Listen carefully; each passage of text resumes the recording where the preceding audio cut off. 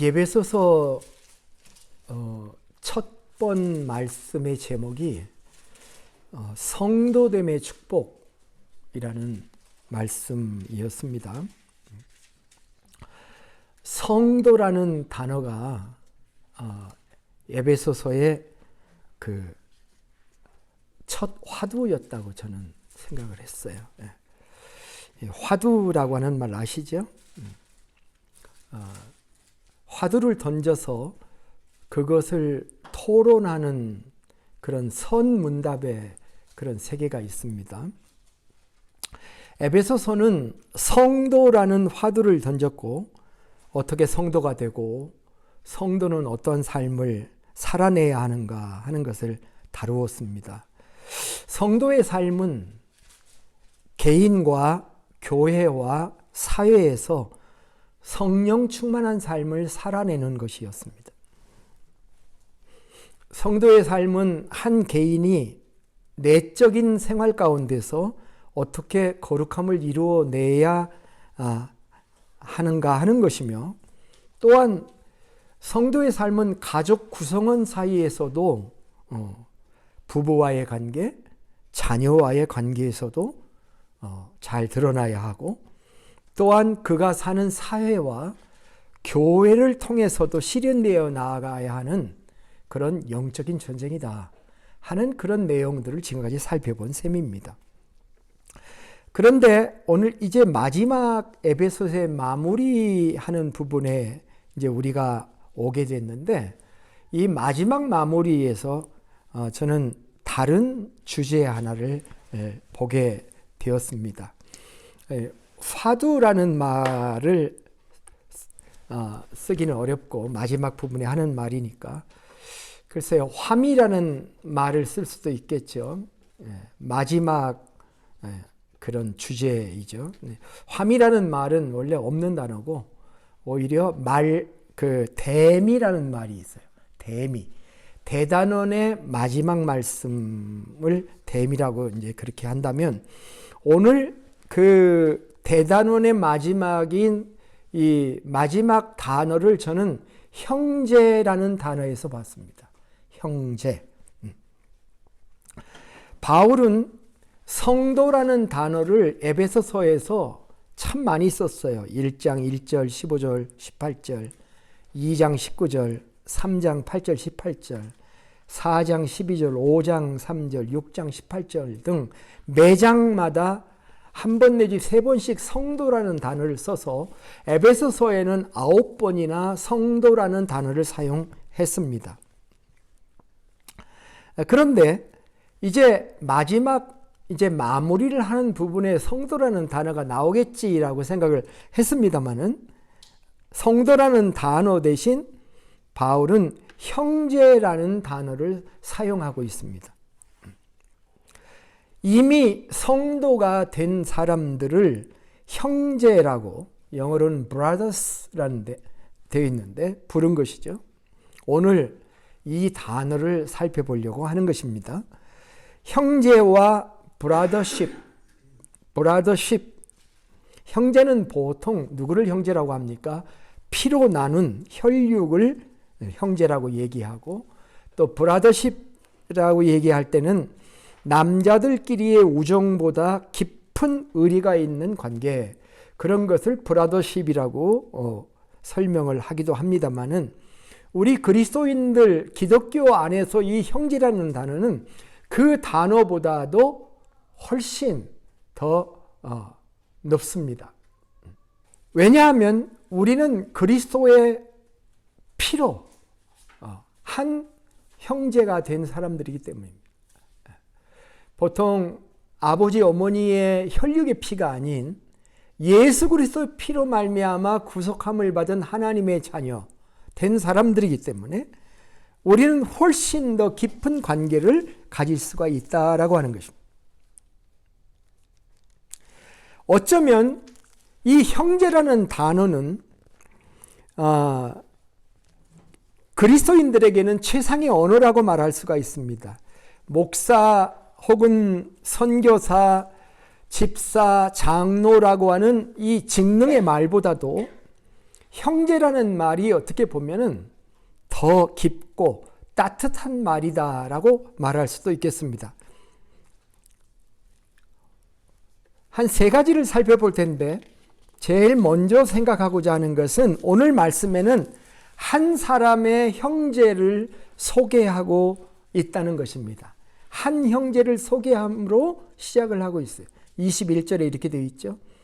나의 사정 곧 내가 무엇을 하든지 너희에게도 알리려 하노니 사랑을 받는 형제요 주 안에서 진실한 두기고가 모든 일을 너희에게 알리리라. 우리 사정을 알리고 또 너희 마음을 위로하기 위하여 내가 특별히 그를 너희에게 보내었노라. 자, 여기 한 형제를 소개하고 있습니다. 이름이 뭐예요? 두기고. 두씨예요. 한국의 성씨 중에도 이 두롱 두씨라고 하는 사람들이 있어요. 한 5천 명 정도 된다고 해요. 시조는 명나라의 사람인데 그의 아들 두시충이라는 사람이 임진왜란 때 이여송 장군을 따라서 구원군으로 조선에 들어온 다음에 조선에 정착했다고 합니다. 아마 제가 두씨였다면 아들 이름을 두기고라고 줬을지도 모르죠. 두기고는 성경에 몇 군데 간간히 등장을 합니다.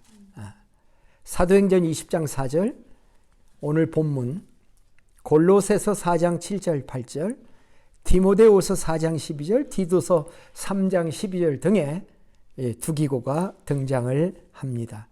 신약 성경에 한 5번 정도 등장을 하는 셈인데 그가 어떤 활동을 했는가 그 구절들을 살펴보면 대충 그림이 나오는데 가장 첫 번째 그림은 뭐냐면 그 사도 바울과 함께 마지막 여행인 아시아에 간 사람이 7명이 있어요. 예루살렘에 간 거죠. 거기서 체포되잖아요. 그래서 사도 바울의 4차 전도 여행이라고도 말하는 그 여행에 혼자 바울이 가지 않고 7명이 함께 갔는데 그 중에 한 사람이 두기고예요. 고난의 동행자라고 할까요? 사도행전 20장 4절에 그 7사람의 이름 속에 아시아 사람 두기고라고 하는 그런 이름이 등장하게 됩니다. 이 여행은 사도 바울이 1, 2, 3차 선교여행을 다니는 도중에 예루살렘에 기근이 들어서 예루살렘 성도들이 살기가 쉽지 않다고 하는 얘기를 듣고 연보를 했어요. 연보를 했는데 그 연보를 바울이 자기가 관리하지 않고 연보한 교회 지도자들에게 맡겨서 그 지도자들과 함께 예루살렘을 방문한 거였습니다. 그 중에 두기고가 들어있다라고 하는 것은 아마도 두기고는 에베소나 골로새 교회를 대표해서 간 게 아닌가 이렇게 생각을 하고 있습니다. 그 다음에 두기고의 모습을 보면 그는 계속해서 사도 바울을 따라서 예루살렘까지만 간 게 아니고 로마에까지 가서 1차 바울의 투옥시, 2차 바울의 투옥시 함께 하고 있는 그런 모습을 볼 수가 있습니다. 그러니까 사도 바울의 사정을 잘 알았어요. 요즘 같으면 전화나 카톡이나 이런 걸로 해서 지금 무슨 상태에 있다 다 알릴 수 있었겠지만은 옛날에는 이 교통수단과 전달수단이 없었잖아요. 그래서 사도 바울은 때로는 편지를 서신을 써서 보내기도 하고 때로는 사람을 직접 보내서 설명하기도 되는데 그럴 때 이 두기고가 에베소서를 오늘 본문 말씀을 우리가 읽었지만 에베소서를 써서 두기고에 보내면서 이 사람이 내 사정을 더 자세히 알려주게 될 거고 이 사람이 너희들을 잘 위로할 수 있을 거다 이렇게 얘기할 때 그 사람을 사랑받는 형제다라고 표현했습니다. 단수죠. 우리 한글에는 단수 복수가 없으니까 영어에는 a brother 이렇게 표현을 했겠죠. 그는 에베소서뿐만이 아니라 골로새서의 전달자이기도 했어요. 골로새서 4장 7절 8절을 보면은 두기고가 내 사정을 다 너희에게 알게 하리니 그는 사랑을 받는 형제요 신실한 일꾼이요 주 안에서 함께 된 종이라. 내가 저를 특별히 너희에게 보낸 것은 너희로 우리 사정을 알리게 하고 너희의 마음을 위로하게 하렵니다. 똑같죠, 에베소서하고. 그래서 이 두기고를 골로새서의 전달자라고 말할 수가 있는 겁니다. 두기고는 일종의 대변인이었고 전달자였고 중재자이기도 했어요. 사도 바울의 형편을 각 교회들에게 자세하게 설명해 줄 수 있는 사람이었어요. 그런 일이 필요했던 겁니다. 정보를 서로 커뮤니케이션을 잘 하지 않으면 오해가 생기는 법이 아니겠습니까? 그래서 그런 일을 통해서 두기고는 바울과 로컬 처치에 커뮤니케이션을 했고 소통을 했고 소통의 차원을 넘어서 위로, 여기 위로라는 단어가 나오고 있는데 교회와 교인들을 잘 위로했다라고 하는 것입니다. 그는 단순한 편지 전달자만은 아니었어요. 한 걸음 더 나가서 사역자이기도 했습니다. 사도 바울이 예배소에 예배소 교회에 디모데가 잠깐 목회를 한 적이 있었는데 디모데 교회 목회자인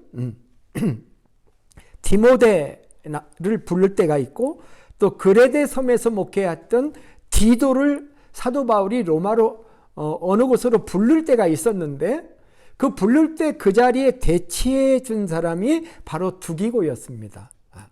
예를 들면 디모데에서 이런 말이 있어요. 너는 어서 속히 내게로 오라.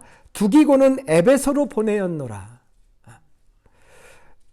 또 디도서에 보면은 디도서 3장 12절에 보면은 내가 두기고를 내게 보내리니 그때 내가 급히 니고볼리로 내게 오라. 내가 거기서 겨울을 지내기로 작정하였노라. 디도를 부르면서 디도가 목회하고 있었던 그 그레데 섬에 두기고를 대신 보내고 거기에 있었던 디도를 사도 바울이 원하는 것으로 오라고 했을 때 보낼 만한 사람이 바로 두기고였다라고 하는 것입니다. 심지어는 빌레몬서라고 하는 책이 있는데 그 빌레몬서의 내용 아시잖아요. 도망친 오네시모라는 종을 주인인 빌레몬에게 보내면서 서신을 보내는 건데 그냥 이 종에게만 보낼 수 없잖아요. 그때도 두기고가 아마 종이 혼자 간 게 아니라 두기고가 함께 동행했을 것이다. 그렇게 보는 것이죠. 이렇게 참 신뢰하고 사랑했던 사람이었다라는 것입니다. 사랑받는 형제라는 단어가 참 아름답죠. 그죠? 근데 본문에 보니까 누구에게 사랑을 받는다라는 그 주어가 없죠. 누구에게 사랑을 영어 성경을 보면은 이렇게 되어 있습니다. In the Lord. NIV 바이블에는 티키커스 두기고가 이제 영어로는 티키커스예요. 근데 이 티키커스, the dear brother and faithful servant in the Lord 이렇게 얘기를 했어. servant라고 얘기를 했어. 그런데 주님 안에서 사랑을 받는 형제요, faithful servant라고 얘기를 했고, 킹 제임스 버전에서는 beloved brother and faithful minister in the Lord 이렇게 번역했어요. 킹 제임스 버전에서는. 그러니까 minist라고 번역했는데 어쨌든 사랑받는 형제가 되는데 누구에게? in the Lord 주 안에서 주님 안에서 사랑을 받고 또 형제들에게 사랑을 받는 거죠. 우리는 믿는 하나님의 백성들을 형제보다도 더 귀중하게 여기는 그런 믿음을 가지고 살아야 됩니다. 멀리 있는 형제보다 한 교회에서 신앙생활하고 있는 형제야말로 얼마나 나의 삶에 영향을 줄 수 있는 좋은 존재인지요. 우리가 한 아버지 어머니에서 태어난 걸 형제라고 한다면 우리는 하나님 아버지 안에서 태어난 그리스도의 피로 태어난 형제자매이기 때문에 우리는 더 큰 형제라는 고백을 할 수가 있는 것입니다. 예수님이 마태복음 12장 50절에서 그런 말씀하신 적 있죠. 누구든지 하늘에 계신 내 아버지의 뜻대로 행하는 자가 내 형제요 자매요 어머니니라, 이런 말씀을 하셨습니다. 사랑받는 형제가 되시기를 주의 이름으로 축복합니다. 자, 두 번째는 오늘 말씀에는 복수의 말로 형제들에 대한 축도를 하고 있다는 것. 23절을 보세요. 아버지 하나님과 주 예수 그리스도로부터 평안과 믿음을 겸한 사랑이 형제들에게 있을지어다. 이 구절을 잘 봐야 됩니다. 이 말은 에베소 교회에 대한 일종의 축복의 말씀이죠. 축도의 말씀입니다. 사도 바울은 두기고라는 한 사랑받을 만한 형제에 대한 이야기로 시작을 했는데, 그것으로부터 시작해서 형제들에 대한 언급을 하고 있습니다. 전체 형제들에 대한 개념을 그 축도에서 우리가 봐야 된다는 것입니다. 이것은 바울의 마음속에 두기고가 같은 사람만 형제로 생각하고 있는 게 아니고 에베소 교회의 모든 지체들을 형제들이라고 생각하고 있다고 하는 그의 개념을 우리는 이 말씀에서 읽어야 된다라고 하는 것입니다. 그래서 형제들에게 있을지어다, 복수죠. 이게 중요한 것입니다. 어떤 특정한 사랑받는 형제도 중요하겠지만 모든 교인을 형제로 생각한다고 하는 점이 더 중요한 것입니다. 우리를 한번 돌이켜볼 필요가 있어. 우리가 그런 생각을 과연 하고 있는가 하는 거예요. 나에게 헌신적이고 나에게 도움을 주는 사람만 형제인가? 아니면 별로 도움이 안 되는 사람들, 오히려 날 힘들게 하는 사람들을 향해서도 형제라는 생각을 가질 수 있는가 하는 문제, 이 문제가 우리 모두의 문제일 수가 있는 것입니다. 사도 바울은 축도를 하면서 에베소 교회 성도들을 형제들이라고 불렀습니다. 그리고 형제들을 축복합니다. 우리는 형제들을 축복해야 됩니다. 형제들에게 축복의 말을 전할 수 있어야 됩니다. 형제의 약점과 부족함을 말하기보다는 형제를 축복해야 되는데 뭘 축복하고 있습니까? 평안과 믿음을 겸한 사랑이 형제들에게 있을지어다. 그래서 평안과 사랑을 축복했습니다. 평안이란 말은 우리가 앞에 살펴봤죠. 에이레네라고 하는 말이라고 했습니다. 서로 연결한다. to join이라고 하는 말에서 온 겁니다. 이 평안은 화평, 평화, 화목, 평강, 여러 가지 단어로 기록이 되어 있습니다. 우리는 형제들의 평안을 축복해야 됩니다. 또한 사랑입니다. 사랑인데 형제들에게 사랑이 있을지어다 라고 말했는데, 어떤 사랑이라고 했냐면 믿음을 겸한 사랑이라고 표현했습니다. 영어로는 love with faith, 그렇게 표현했습니다. 오늘날 사랑이라는 말이 얼마나 많이 쓰여지고 있습니까?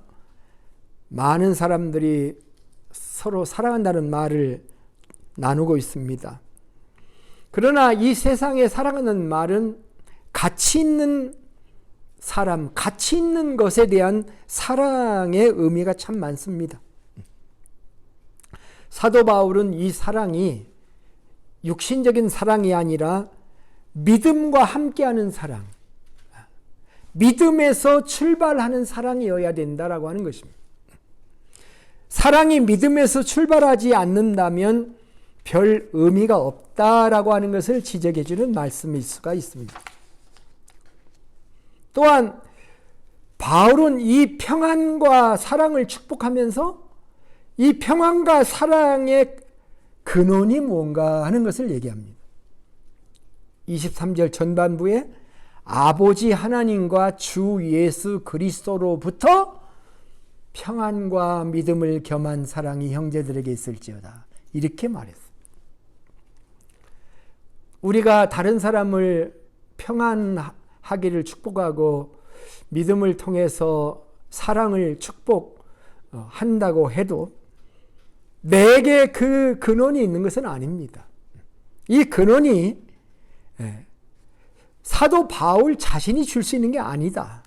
이것은 아버지 하나님과 주 예수 그리스도, 성경에 나와 있는 예수님에 대한 이 세 가지 표현이 있잖아요. 주, 예수 구원, 주 예수 그리스도 메시아. 주 예수 그리스도라고는 이 하나님과 주 예수 그리스도로부터 오는 평안, 그 믿음을 겸한 사랑이 너희들에게 있을지어다, 이렇게 이야기를 했다고 하는 것입니다. 우리는 그것을 하나님으로부터 받아서 주기를 원합니다.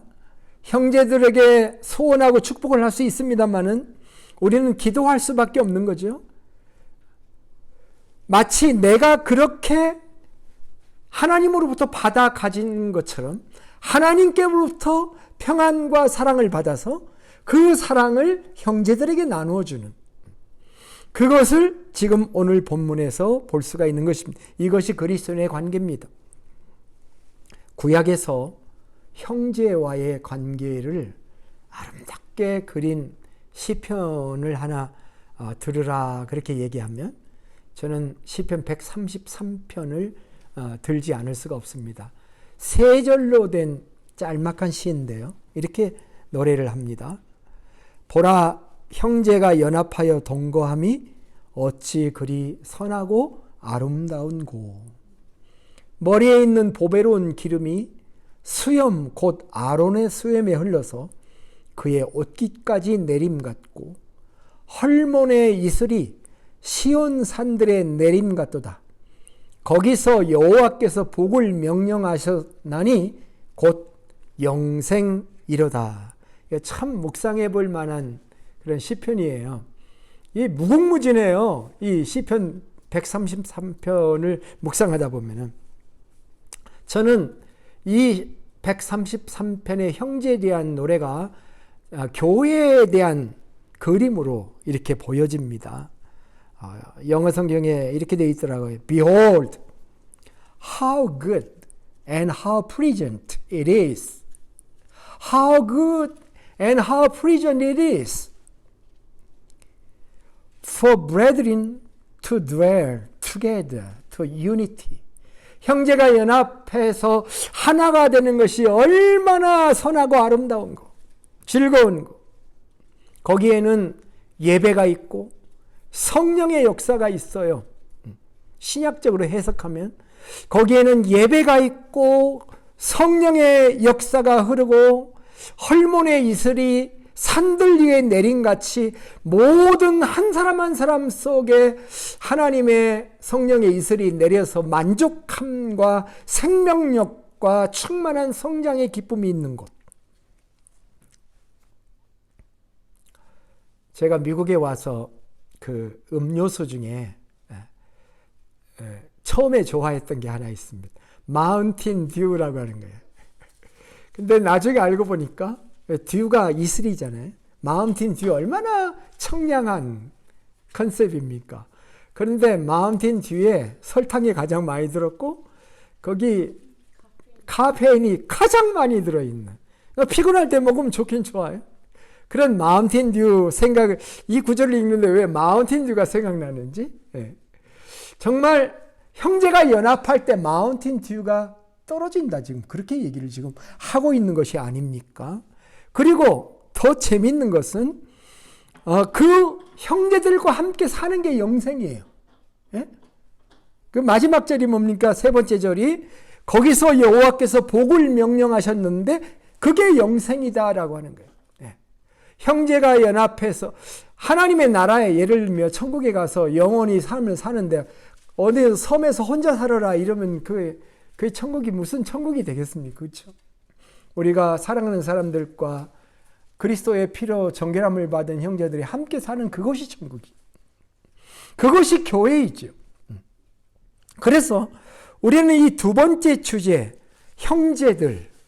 첫째는 형제를 얘기했고, 한 형제의 샘플을 얘기했고, 두 번째는 모든 형제들, 평강이 있고, 믿음으로부터 시작하는 하나님의 사랑이 있는 그 사랑을 하나님께서 너희들의 주기를 내가 축복한다 하는 이런 마음으로 형제들을 소중히 여기고 있는 이런 사도 바울의 축도를 볼 때 참 좋다. 세 번째 마지막에는 이 본문에서 우리가 마지막 절을 한번 보겠습니다. 24절에 본문은 형제들이 함께 해야 될 일이 있다. 형제들 각자가 해야 될 일을 우리에게 보여주고 있습니다. 24절을 함께 읽어볼까요?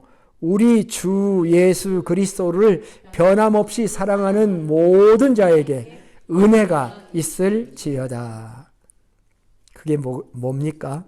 주 예수 그리스도를 변함없이 사랑해야 된다라고 하는 것입니다. 형제들이 주 예수 그리스도를 변함없이 사랑해야 형제가 단단해진다라고 하는 거예요.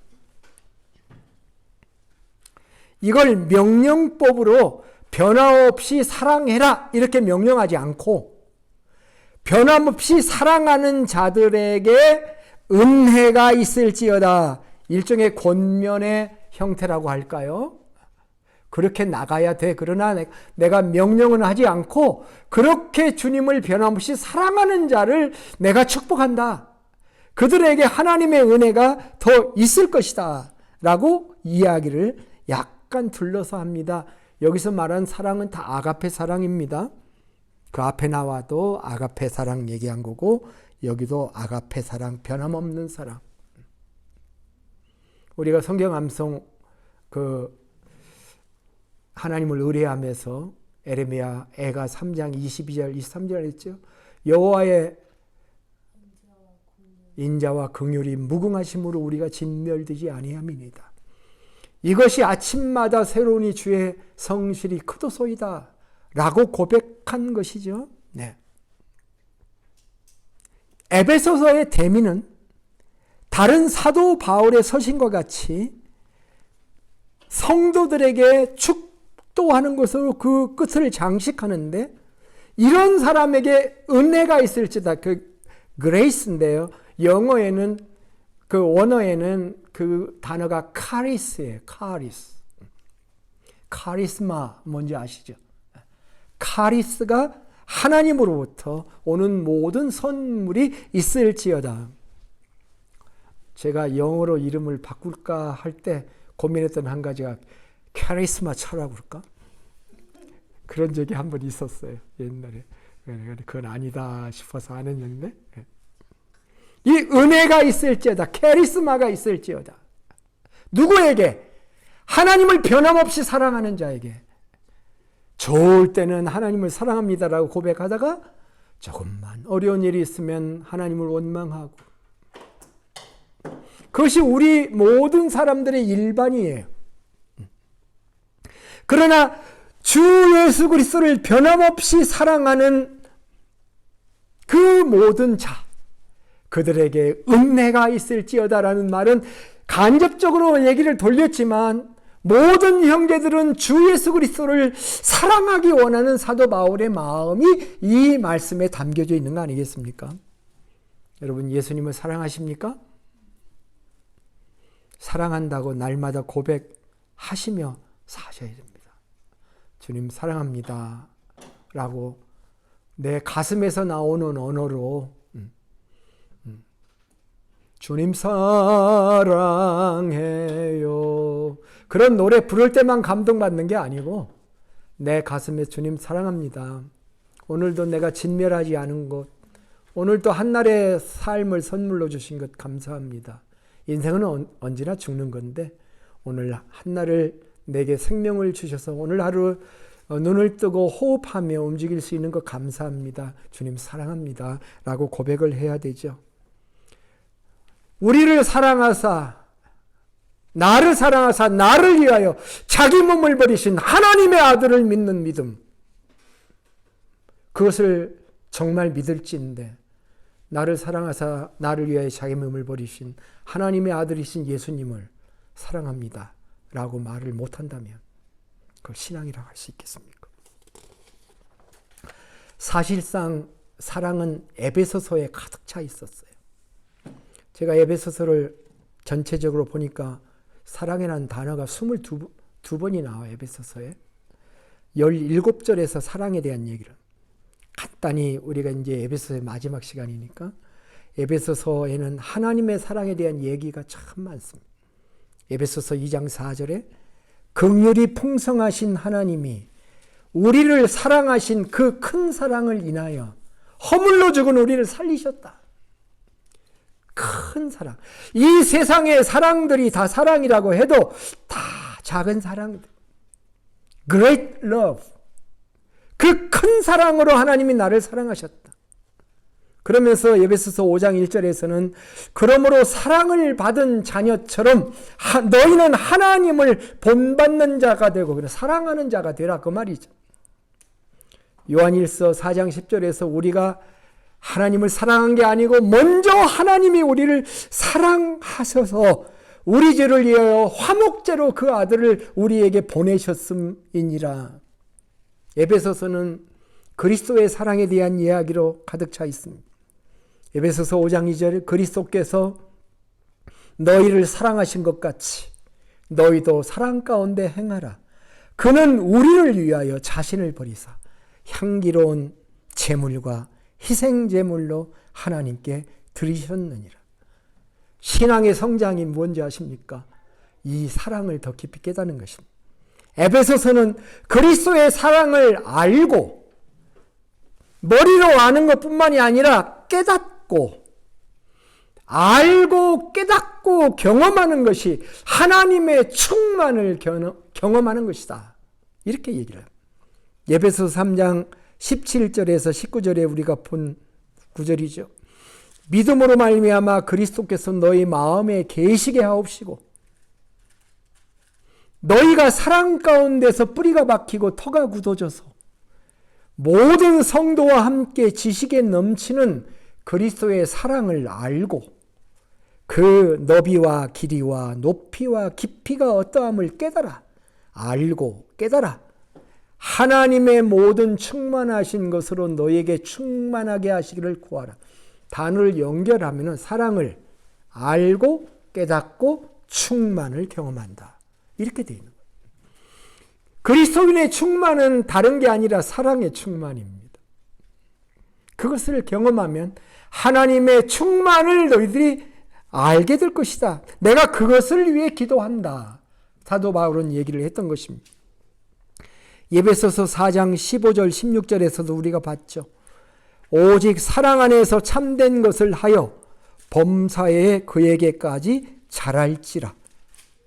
그는 머리니 사랑 안에서 참된 것을 해야 우리 신앙이 자란다 그 말이에요.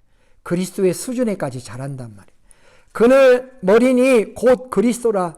그에게서 온 몸이 각 마디를 통하여 도움을 받음으로 연결되고 결합되어 각 지체의 분량대로 역사하여 그 몸을 자라게 하며 사랑 안에서 스스로 세우느니라. 사랑이라는 게 내 마음에 충만하지 않으면 절대 그리스도의 장성한 분량에 절대 도달할 수가 없다는 거예요.